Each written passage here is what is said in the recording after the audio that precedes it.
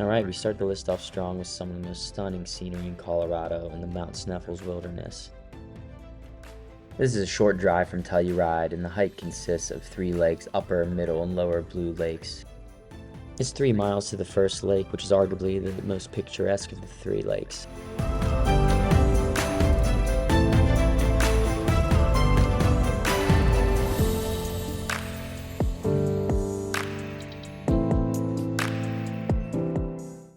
The next 2 lakes are another mile past the lower lake.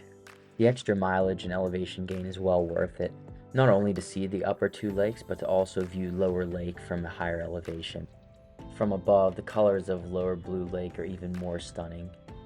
If you're lucky enough to be there during the wildflower bloom, you're in for a real treat, as the contrast of colors just really augments the scenery.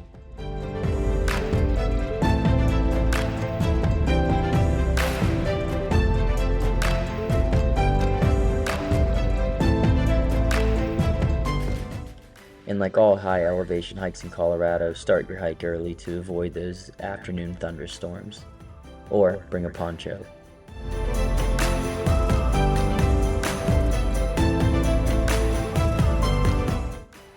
The hike to Ice Lake Basin and Island in the Sky is my favorite hike on this list. The valley that you walk through on the way is filled with wildflowers and has a beautiful stream running through it and waterfalls all around you.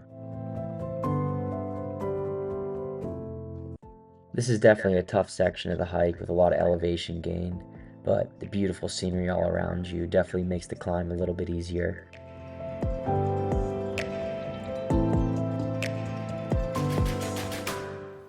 When you finally emerge at Ice Lake, you're just treated with beautiful blues and different hues that change as the sun hits it.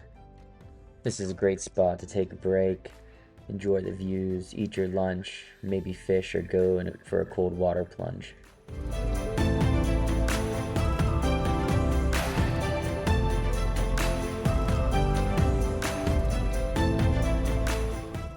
After crossing the stream that flows out of Ice Lake, you are treated with more gorgeous views in your route to Island Lake.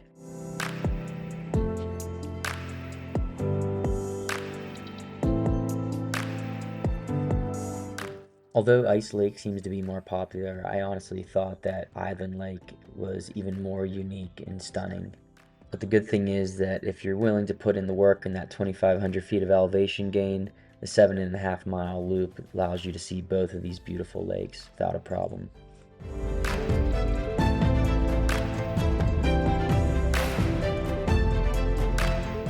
And after the lake, it's all downhill back to the car.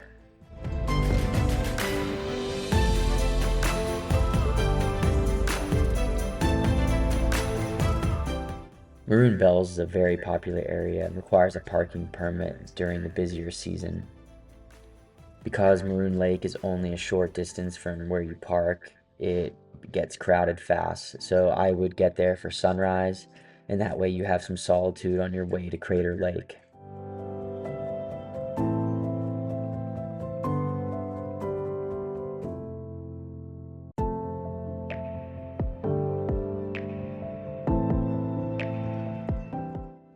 Backpacking the Four Passes Loop is on my bucket list, but on this day I was at least able to get the Buckskin Pass, which had beautiful views and was well worth the climb from Crater Lake.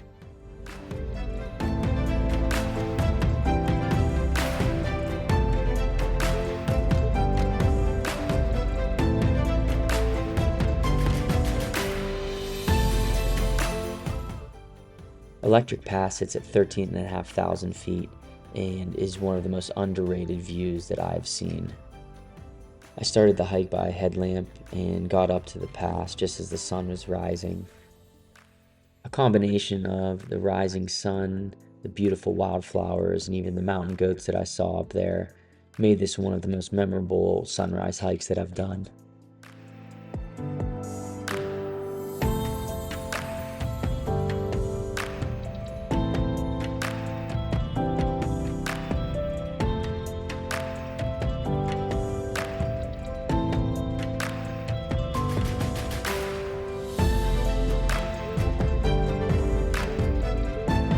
After taking in these heavenly views, Cathedral Lake offered a serene setting to enjoy the rest of the morning.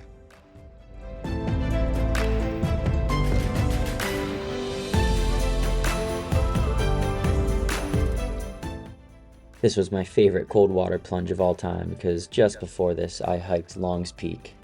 My round trip on this day was just short of 17 miles and 5,500 feet of elevation gain, but it was well worth it, not only for the views on Long's Peak, but also to enjoy this beautiful alpine lake. Colorado has so many beautiful lakes and hikes that it's hard to pick just 7, but it's a place to start. I'm interested to hear what your favorite is and what you would add to this list. Let me know in the comments.